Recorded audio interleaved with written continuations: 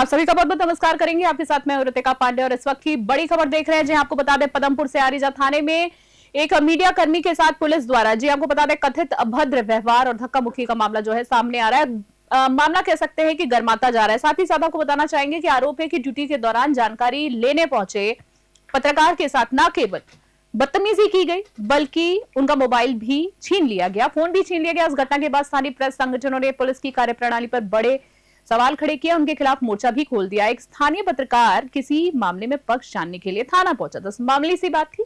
वहां मौजूद सीआई सुमन जयपाल ने बाइट देने से पहले तो इनकार कर दिया। वहीं प्रत्यक्षदर्शियों के आरोप यह भी है कि जब पत्रकार ने अपनी ड्यूटी का हवाला दिया तो थाने के गेट पर तैनात पुलिसकर्मी ने उनके साथ धक्का मुक्की शुरू कर दी और जबरन उनका मोबाइल जो है वो छीन लिया। इस दौरान पत्रकार के साथ हाथापाई किए जाने की भी आरोप सामने आ रहे हैं। इस मामले पर ज्यादा जानकारी देने के लिए श्रीगंगानगर से हमारे ब्यूरो चीफ नवीन कुमार हमारे साथ जुड़ गए। इस पूरे मामले में नवीन से हम सारी जानकारी लेंगे। नवीन, सबसे पहले जानना चाहूंगी, चौथा स्तंभ कहा जाता है मीडिया को, साफ तौर पर बात है, पर इतना अभद्र व्यवहार अगर मीडिया कर्मी के साथ हो रहा है, आम जनता कहा जाए, आपसे जानना चाहूंगी पूरा घटनाक्रम क्या है, हमारे दर्शकों को विस्तार से बताएं। जी रितिका, इसमें ये पदमपुर श्रीनगर पदमपुर पुलिस थाने का मामला है। जब हमारे न्यूज 21 का पत्रकार था जो वहां पर बाल विवाह पदमपुर में हो रहा था, जैसा कि उन्होंने बताया कि बाल विवाह हो रहा था, तो उन्होंने एक बच्ची की मां के द्वारा उसका विरोध किया गया।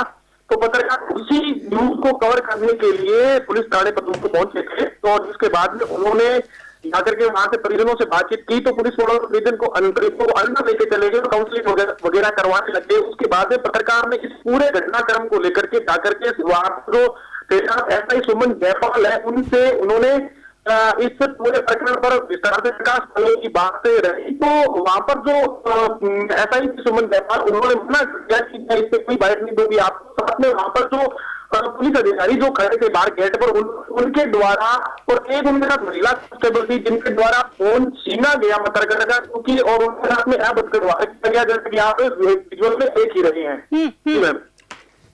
नवीन, जैसे कि मैं आप देख पा रही हूँ विजुअल के अंदर भी कि बाइट लेने के लिए जैसे खबर में हमने जानकारी देखी है कि पहुंचे। मैं जानना चाह रही थी कि जैसे सीआई सुमन जयपाल की अगर मैं बात करूं, उनकी जिम्मेदारी बनती है, पत्रकार अपना काम कर रहा था, तो आखिरकार ये सवाल भी बहुत बड़ा है कि कतराते हुए क्यों नजर आए। मैं सुमन जयपाल की यहाँ पे बात कर रही हूँ कि बाइट देने से पहली बात इनकार क्यों किया गया। इसमें ऐसा जैसे पत्रकार हमारे जो के रिपोर्ट थे उन्होंने बताया कि दोनों पक्ष के उसमें उस बच्ची की मां के द्वारा उसकी शादी के लिए विरोध किया जा रहा है। इसमें जो एक अन्य महिला है जिसका नाम हमारे सामने नहीं आया है, उस महिला के द्वारा उस कोर्ट परिसर से स्टाम्प खरीदा जाता है। उस स्टाम्प के ऊपर उस बच्ची को लालन पालन और शादी करवाने की बात लिखवाई जाती है, जो कि वो महिला उस बच्ची के रिश्ते में कुछ भी नहीं लेती। और वो महिला उस जो कि नाबालिग है उसकी शादी करवाने की बात सामने आती है कि शादी करवाने के लिए वो जब करवा रही थी तो उसकी मां के द्वारा विरोध किया गया। मामला ज्यादा बढ़ गया तो मामला थाने से पहुंच गया। उसी के प्रकरण में हमारे रिपोर्टर है वो करवाने के लिए पहुंचे थे, रिपोर्टिंग करने के लिए पहुंचे थे। वहां पर जो एसआई थी उनसे जो वो अंदर बैठे उनसे काउंसलिंग करवाई थी, तो हमारे रिपोर्टर जानने की कोशिश कर रहे थे कि भाई आखिर प्रकरण क्या है। लेकिन पुलिस मैं तो उन परिजनों को बाहर करा रही थी, मैं उनसे कोई बाइट लेने दे रही थी। ठीक है, हालांकि परिजनों से बाइट अगर नहीं मिले तो उन्होंने एसआई से बाइट लेने की बात की तो उन्होंने मना कर दिया। ये पूरा प्रकरण ये था, पूरा प्रकरण। चलिए, आखिरी सवाल आज की मैं चर्चा के आपसे जानना चाहूंगी, बहुत अहम सवाल है।